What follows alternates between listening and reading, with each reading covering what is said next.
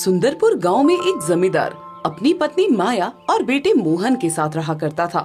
मोहन की वैसे तो 2 पत्नियां थी, पर दोनों ही कैद खाने में थी। वो दोनों उन सभी के साथ न रहकर कैद खाने में रहा करती थी। बेटे, तूने तो 2 शादियां कर ली, पर क्या फायदा इन शादियों का जब तेरी दोनों पत्नियां ही तेरे साथ नहीं रहती। तो क्या करूं पिताजी, वे दोनों माँ की शर्तें पूरी नहीं कर पाई। अगर उन्होंने माँ की शर्तें पूरी कर दी होती तो आज वे दोनों कैद खाने में कैद नहीं होती। ठीक है बेटे, तू चिंता मत कर।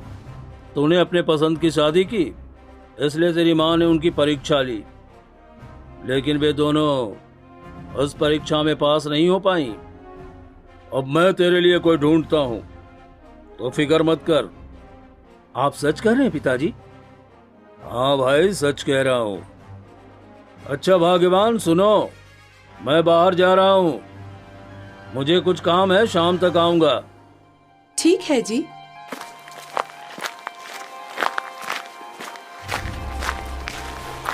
जमींदार चलते चलते काफी दूर निकल जाता है।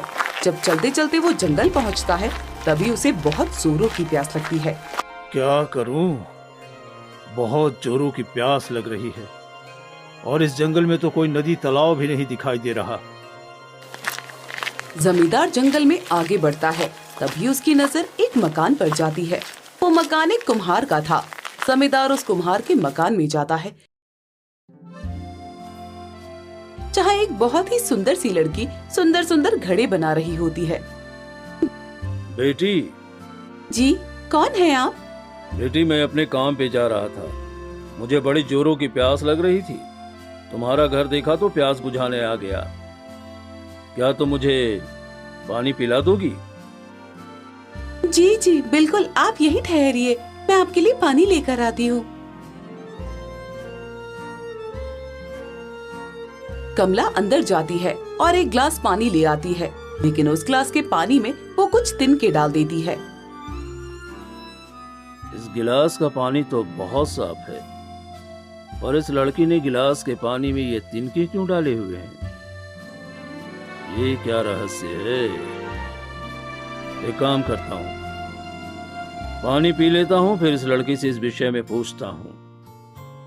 जमींदार पानी को अच्छे से धीरे धीरे फूंक फूंक कर और तिनके अलग करके घूंट घूंट पीता है।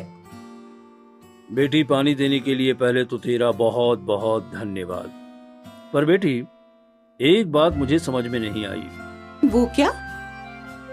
तुमने मुझे जो पानी दिया वो बहुत साफ सुथरा था, लेकिन उसमें तुमने कुछ तिनके के टुकड़े डाले हुए थे।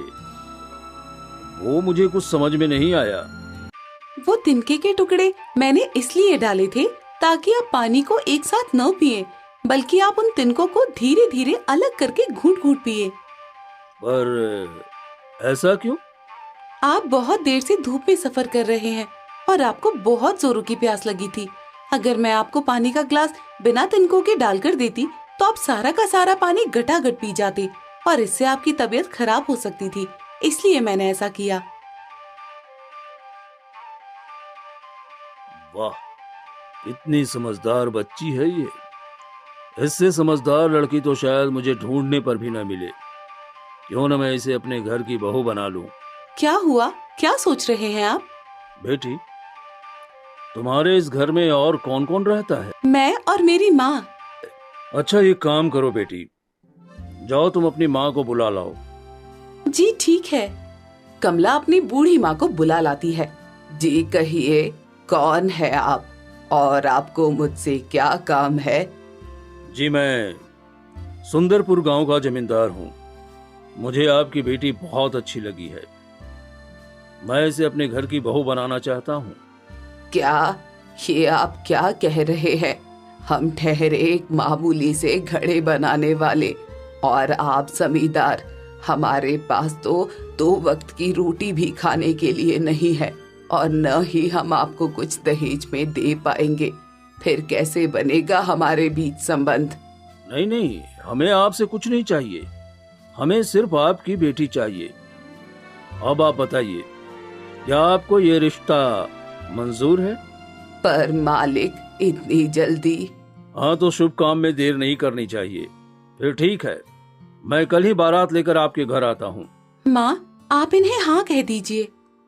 बेटी, तू ये क्या कह रही है? मैं इन्हें कैसे हाँ कह दूँ? हमारे पास तो 2 वक्त की रोटी खाने के लिए भी कोई